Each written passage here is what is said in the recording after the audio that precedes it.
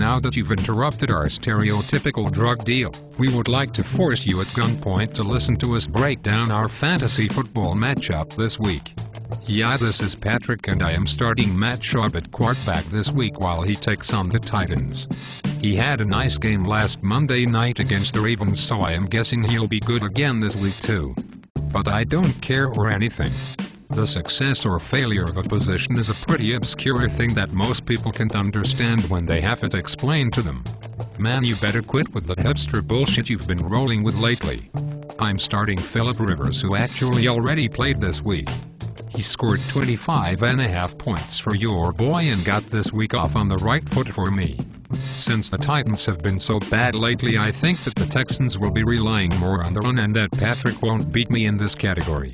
I can see that. You better watch out when it comes to running backs this week though. Maurice Jones-Drew and Michael Turner have been on fire lately, and Turner gets the Seahawks this weekend. MJD goes against the Colts and has been single-handedly keeping the Jaguars' playoff hopes alive. Oh God heavens, that is cold.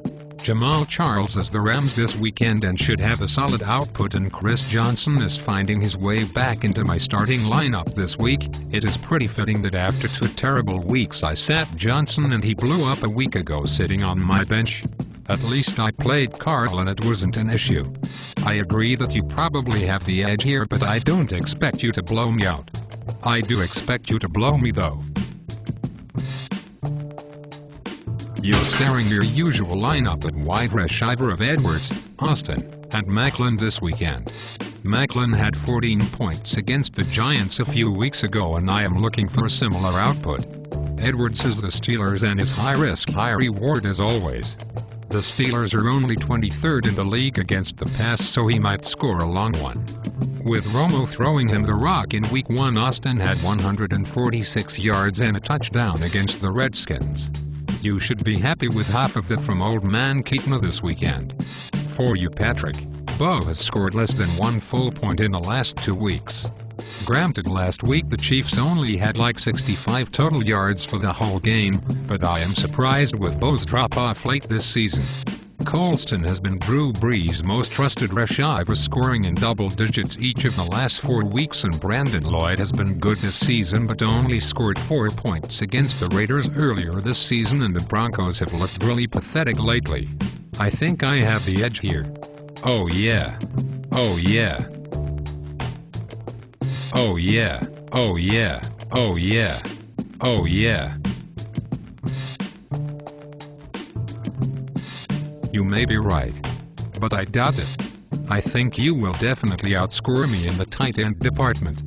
Witten has been his old self the last 3 weeks, and although Greg Olsen did score almost 10 points against the Vikings in their matchup earlier this season, I doubt he'll do the same this week. Well, this game is for the Toilet Bowl Championship. I am a little embarrassed to be here, but will be fine when I am called the champ on anything. Literally, I'd be fine being called the champion of mail profiting, grocery sack packing, fan assembly, polka dancing, dog raping, snow angel making, phasing out girlfriends, being from Alaska, and even being the champion of watching Steve jerk off. I'm assuming by fan assembly you mean ceiling fans. You should know before you start training that an easy-to-install ceiling fan can make a real difference in your home's climate, both cooling and heating, at a far lower cost and operating expense than almost any other item. The installation begins with choosing where the fan should be located.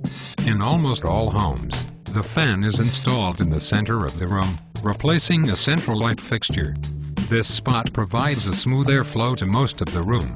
Since a fan draws about the same power as a ceiling fixture, the electrical circuit shouldn't be overloaded.